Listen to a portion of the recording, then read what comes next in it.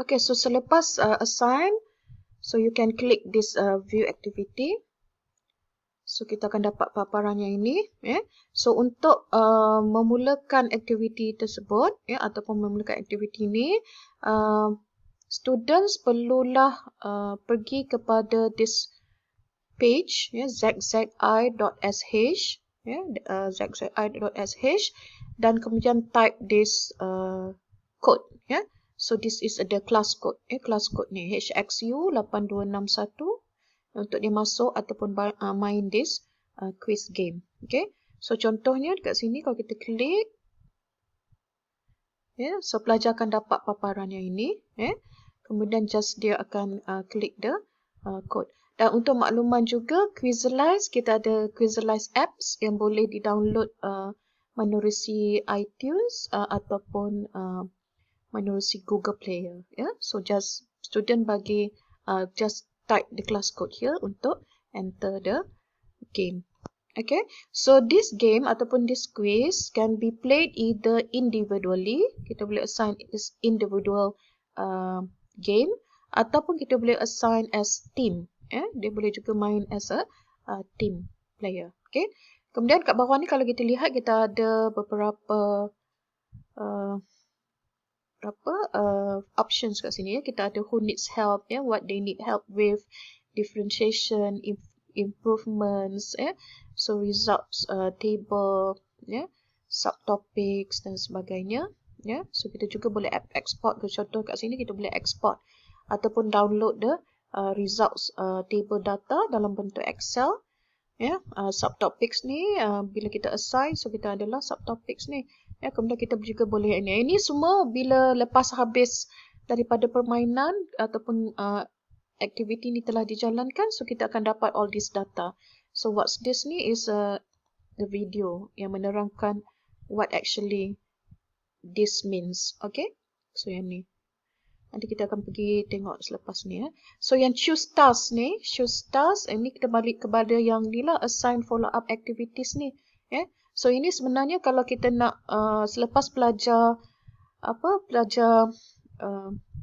bermain dalam quiz tersebut, menjawab soalan-soalan tersebut, so kita akan dapat result. So ada pelajar yang akan score less than 50%, ada pelajar yang akan score between 50 to 80%, dan ada juga pelajar yang akan score lebih daripada 80%. So kalau katakan kita nak bagi kepada pelajar yang score less than 50% ni, kita rasa dia lemah dalam topik ni. So kita boleh juga assign follow up activity. Sama ada kita sediakan satu lagi quiz untuk dia, ataupun kita bagi video ke, kita bagi web ke, untuk dia baca dulu, faham dan sebagainya.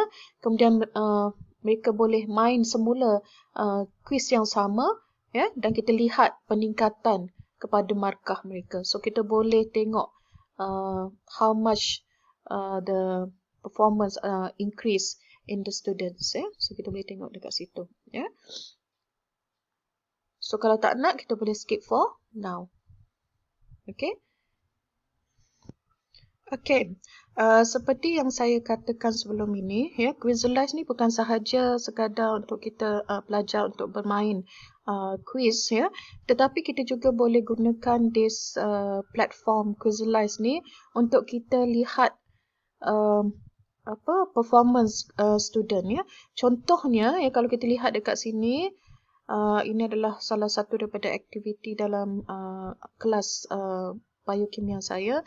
So contohnya kalau kita tengok pada nucleic acids ni, dia ada tulis selepas saja kita assign activity dan pelajar masuk, so kita boleh analyze the results, yang didapati tu. So kita tengok ni, kita boleh klik analyze 43 results ni. So kita akan nampak paparan yang begini. Yang tadi tu kalau kita lihat, okay. So yang ni baru kita nampak who needs help, say what they need help with. So contoh kat sini, who needs help. Kita ada 13 are nearly there. So kalau kita show me kat sini, kita klik, so kita akan nampak daripada 43 orang yang main tu, so yang putih ni is strong. Maksudnya dia mendapat markah lebih daripada 80%. So almost there ni is between 50% to 80%. Yang no data ni is because dia tak habis main. Okay, so kita sini. So kita boleh klik pada pelajar. Contohnya kalau kita tengok this one, yang almost there ni. Okay, so kita boleh nampak dekat sini.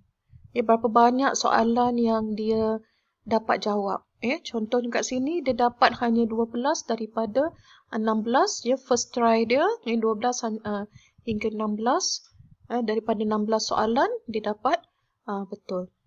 Okay. So, itu kita boleh nampak juga kat mana pelajar ni lemah.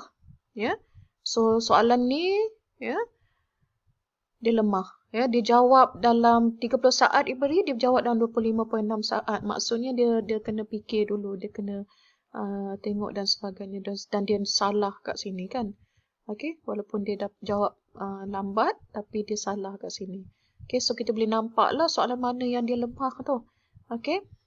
Dan kalau kemudian ni kita juga boleh nampak dekat mana dia strong. Soalan mana yang dia strong kat sini.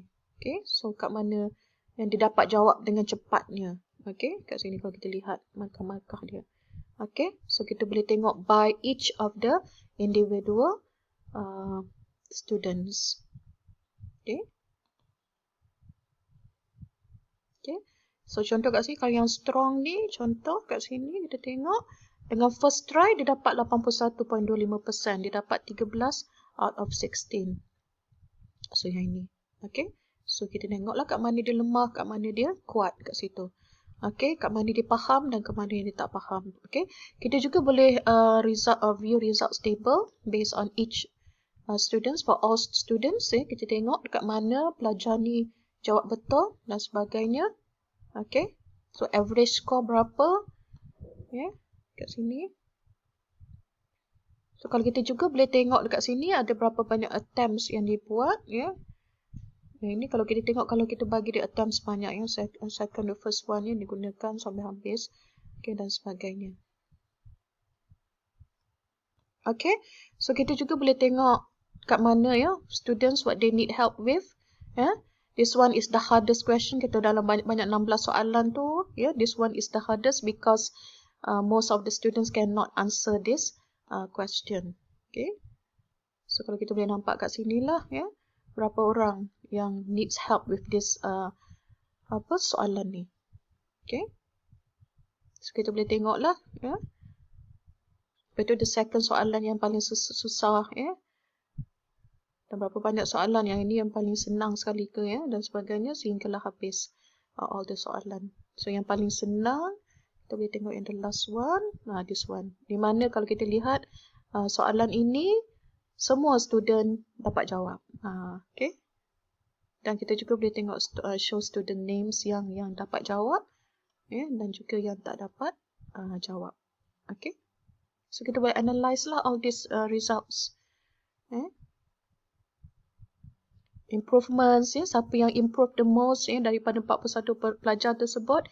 Yang mana dia yang improve the most. Kemudian results table. Kemudian kita juga boleh export. Tapi yang ini download ni sebenarnya untuk paid subscription sahaja. Okay.